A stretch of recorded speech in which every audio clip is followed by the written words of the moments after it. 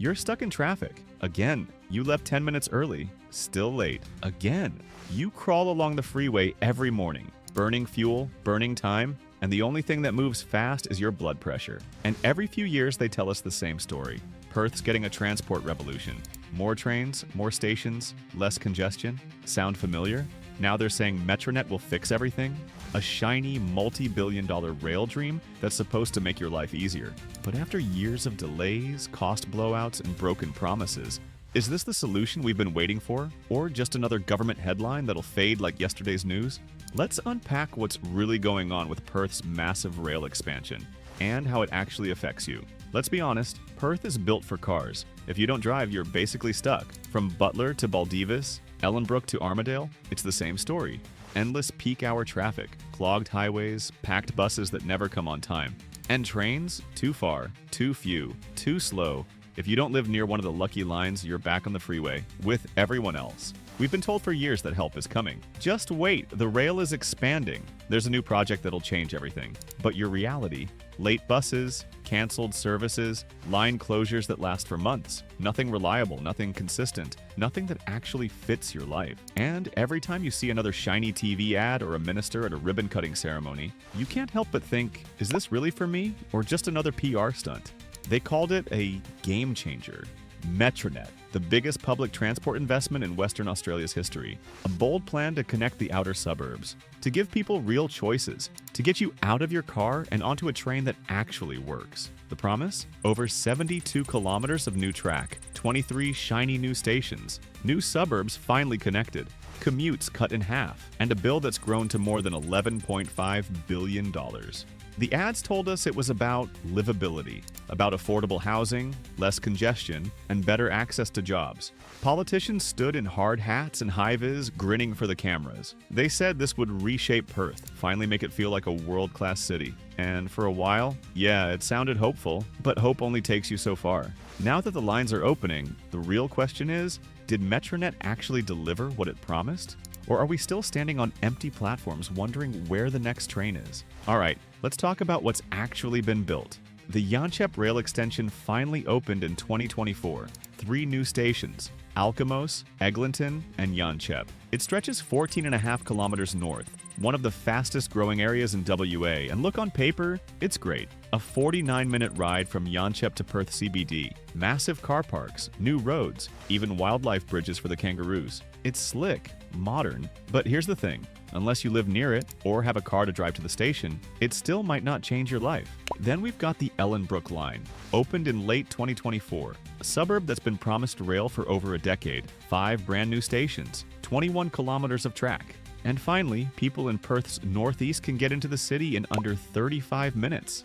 And it's a big but, it came in over $500 million above its original budget. That's $500 million extra gone. And let's not forget the airport line, launched back in 2022. Perth finally got a train to the airport, something Sydney and Brisbane have had for years. It's sleek, mostly underground, and connects Redcliffe and High Wycombe to the system.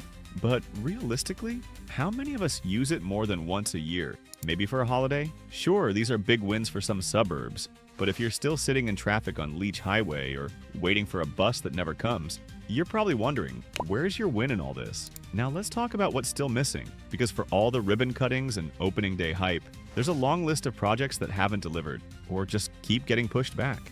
The Byford extension was meant to be a game changer for the southeast, connecting one of Western Australia's fastest growing suburbs straight into the city. But it's behind schedule. Again, the Armadale line was shut down for over a year, and even now parts of it still aren't finished. Commuters have been stuck with rail replacement buses for months, and the end still isn't clear. Then there's the Thornley-Cockburn link, the one that's supposed to give Perth its first east-west rail connection. More direct routes, fewer transfers, faster commutes across the city. It was promised for mid-2024, then pushed to mid-2025. Now they're saying June, maybe. And don't even get us started on Carnup Station. Promised, campaigned on, cancelled, then brought back into the maybe later pile, depending on funding. If your local station was dropped like that, you've got every right to feel angry. Because while some suburbs are finally getting their shiny new stations, others have been left behind. Again. And the question a lot of people are asking is, why do some communities keep getting pushed to the bottom of the list? Let's talk dollars. Because Metronet isn't just Perth's biggest transport project, it's also one of its most expensive. When it was first announced, we were told it would cost around $3 to $4 billion. Big number, but doable. Fast forward to now, it's blown out to over $11.5 billion, and that number's still climbing. That's not a typo, that's triple the original estimate. And here's the kicker, you're paying for it, through taxes, through debt, through trade-offs. While we're told there's no money for more nurses, more housing, or cost of living relief, there's somehow always more money for Metronet. Sure, infrastructure is an investment, but when projects go hundreds of millions over budget, you've got to ask, are we getting value for money or just very expensive disappointment? Because at the end of the day, it's not just about shiny stations or press releases, it's about whether this massive price tag is actually making your life easier. And right now, a lot of people feel like they're footing the bill for a train that never turns up. One of the big promises tied to Metronet? Affordable housing, connected communities, better living. The idea was simple. Build train stations and people will live around them. Walkable neighborhoods, local shops, apartments near rail. Sounds perfect, right? But here's what we've actually seen. Empty paddocks, giant surface-level car parks, and stations surrounded by, well, not much. Take Yanchep, for example. There's a brand new train station with nearly 900 parking bays, but very few homes or shops within walking distance. It's still a drive to the station setup, not a true transit community. And it's not just Yanchep. Many of the new Metronet stations are designed more for cars than for people. More parking lots than housing lots.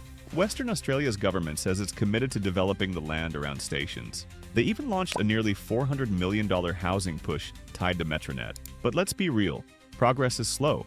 Developers drag their feet, councils hesitate. Meanwhile, Perth's housing crisis only gets worse. People are desperate for affordable places to live, and there's land sitting empty around brand new stations. So again, is this really a community project? Or just more land banking with a train line nearby? Let's be real for a second. Metronet isn't just a transport project, it's a political football. WA Labour built their entire campaign around it. It's their baby, their legacy. Every time a station opens, it's balloons, speeches, high-vis, and hashtags. You'd think they just invented trains, but behind the scenes, delays, budget blowouts, backflipped promises, and who pays the price? You do. The opposition slams it as wasteful. They say it's billions over budget and the government's lost control. And maybe they're right. But where were their ideas when they had the chance? And while the parties bicker, you're still stuck waiting for a bus that doesn't show up, or watching your local station get delayed indefinitely. Because when politics drives the project, people tend to get left behind. So what now?